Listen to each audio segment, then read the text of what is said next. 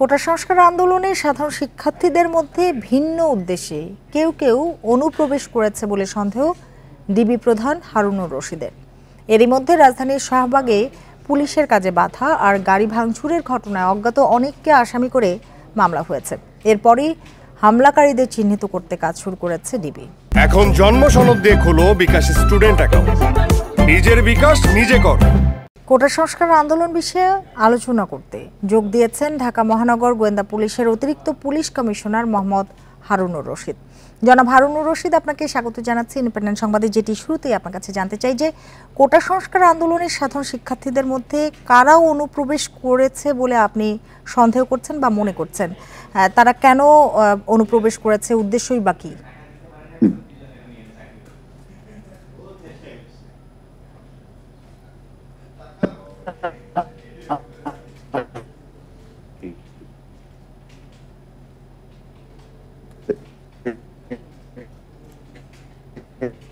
আমরা আমাদের অনেক ধৈর্যের পরীক্ষা আমরা বোঝা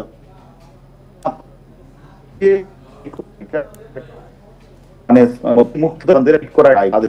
তো তারা যদি সেটা ওই বাইটা না মানে তাদের উচিত ছিল সেটা হাইকোর্টে বা সুপ্রিম কোর্টে আপিল করা। তারপরে দেখেন সুপ্রিম কোর্টের সমটো একজন বিজ্ঞ আইনজীবী এরা আপিল করেছে এটার বিরুদ্ধে। আপিল করে কিন্তু মানে কোঠা সংস্থাপন আন্দোলনকারীরা তারা যেটা চেয়েছে তারা কিন্তু সেটাই, তারা কিন্তু ওই যে হাইকোর্টের রায়টা এটা কিন্তু এখন আর কার্যকর না। সুপ্রিম কোর্ট সেখানে মানে 4 সপ্তাহ অর্থাৎ আগামী 7 আগস্ট একটা ডেট নির্ধারণ করেছে যে ওই সময় এটা শুনানি হবে। তাহলে সুপ্রিম কোর্ট যেখানে একটি রায় ঘোষণা করে একটা নির্দেশনা দিয়েছে, এখন সুপ্রিম কোর্টের নির্দেশনায় বলা আছে তারা এখন কলেজে তার শিক্ষা প্রতিষ্ঠানে ফিরে যাবে। তা না করে আপনারা দেখেছেন তারা যেভাবে পুলিশের উপর মারমুখ হচ্ছে, পুলিশের যানবাহনে তারা হাত দিচ্ছে, তারা ঢিল চড়ছে, তাহলে তারা একদিকে জনগণের জানমালের ক্ষতি করছে, সাধারণ মানুষ তারা অফিসে আদালত যেতে পারছে না, তাদের চলাচলে বিঘ্ন ঘটাচ্ছে। আমরা তাদেরকে বোঝাচ্ছি হাইকোর্ট মহামান্য সুপ্রিম কোর্ট নির্দেশনা প্রদান করেছে সেটাও মানে না, তাহলে তারা ওইটাও মানে না, পুলিশের আদেশ মানে না, তাহলে তারা কি চাচ্ছে? তারা তো একটা সলিউশন চাচ্ছে, সলিউশনের তো ওয়েট করতে হবে। আমরা তাদের বোঝানোর পরেও যেভাবে আমাদের উপর চড়া হচ্ছে, আমাদের এপিসির উপরে তারা হামলা করছে। আপনি আজকে একটা কথা বলেছেন যে শিক্ষার্থীদের মধ্যে কেউ কেউ অনুপ্রবেশ করেছে, ঘটনাটিকে অন্যদিকে ধাবিত করার চেষ্টা করছে কেউ, সেটি একটু জানতে চাচ্ছি। কাকে সন্দেহ করছেন বা কাদেরকে মনে করছেন? আমরা এই কথাটাই বলছি যে তাদের এখন যেহেতু সুপ্রিম কোর্টের নির্দেশনা 4 সপ্তাহের একটা স্থিতি অবস্থা বজায় আছে, তাদের আলটিমেটলি তাদের তো গেইন হয়েছে, কারণ পূর্বের যে আদেশটা হাইকোর্টের সেটা তো এখন কার্যকর না। তাহলে তাদেরকে ওয়েট করতে হবে, সে ওয়েট না করে তারা রাস্তায় নেমে যেভাবে মারমুখী আচরণ যান চলাচলে বাধা সৃষ্টি করছেন সাধারণ, সে কারণেই মনে হচ্ছে যে ভিন্ন কোনো উদ্দেশ্য থাকতে পারে। আরেকটি বিষয় জানতে চাই যে আন্দোলনরত শিক্ষার্থীদের বিরুদ্ধে দায়ের করা মামলা তুলে নিতে 24 ঘন্টার আলটিমেটাম দেওয়া হয়েছে, এ বিষয়ে কি বলবেন?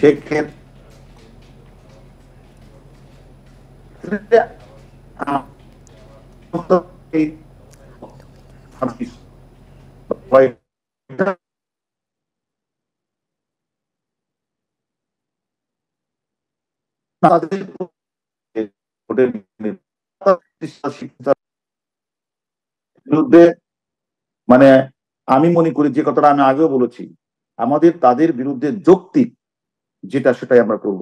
কারণ আমরা মনে করি সাধারণ মানুষের জানমালের ক্ষতি করবে, রাস্তাঘাটে আগুন লাগাবে, তারা ইট পাট্টেল নিক্ষেপ করবে, পুলিশকে আহত করবে, আর পুলিশ যদি তার যৌক্তিক বিষয়টা না করে মানে প্রয়োগ না করে, তাহলে আলটিমেটলি তো তারা তো পুলিশের কথা শুনছে না, আদালতের কথা শুনছে না।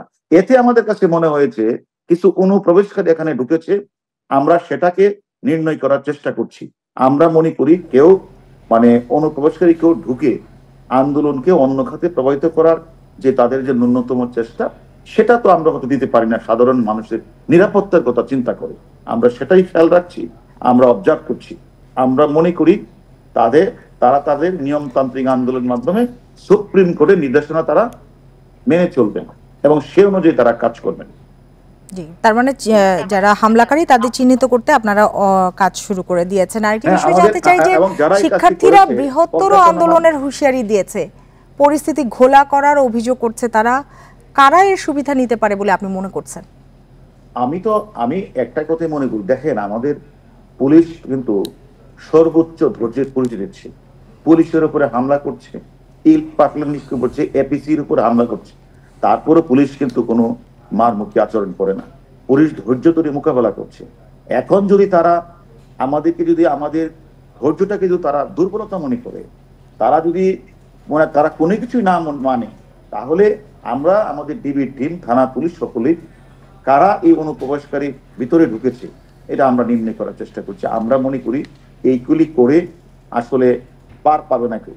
যারা এই কাজটা করার চেষ্টা করছেন, আমি একটাই মিনিট অনুরোধ করি তাদেরকে, যে তারা আইন তাদের নিজের হাতে না তুলে তারা যেন তাদের যে কাজটি স্কুল কলেজে যাওয়া বা তাদের শিক্ষা প্রতিষ্ঠানে যাওয়া সেই কাজটি করা উচিত।